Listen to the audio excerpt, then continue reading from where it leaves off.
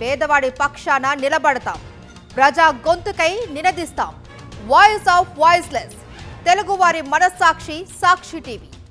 సాక్షి TV ప్రసారాల కోసం మీ స్థానిక cable ఆపరేటర్ను వెంటనే సంప్రదించండి. సరిపోదా శనివారం, హిట్ 3 లాంటి చిత్రాలు, నాని ఎన్ని చేసినా హాయ్ నాన్న లాంటి మూవీ ఒక్కటి చేస్తే చాలు, ఆయన ఫ్యాన్స్కు పండగే.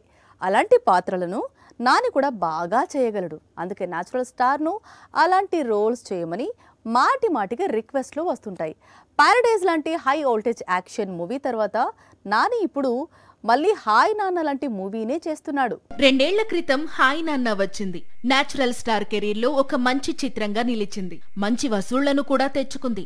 ఓటీటీలో కూడా వారాల తరబడి ట్రెండింగ్ లో కొనసాగింది. తొలి చిత్రంతోనే ఎమోషన్స్ ను బాగా పండించినందుకు దర్శకుడు శౌర్యపై ప్రశంసలు కూడా కురిశాయి. హాయ్ నాన్న తరువాత ఈ సినిమా తీసిన దర్శకుడు ఏమయ్యాడు అంటే, గత 2 ఏళ్లుగా నాని కోసమే మళ్లీ కథను రెడీ చేస్తున్నాడట.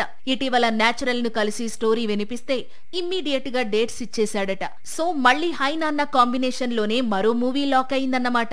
శౌర్యతో సినిమా కంటే ముందు నాని తన చేతిలో ఉన్న 2 చిత్రాలు పూర్తి చేయాల్సి ఉంటుంది. వాటిల్లో ముందుగా ప్యారడైజ్ కంప్లీట్ కావాలి. ఆ తరువాత సుజిత్ తో మూవీ పూర్తి కావాలి. అప్పుడే హాయ్ నాన్న డైరెక్టర్ కు డేట్స్ ఇస్తాడు నాని.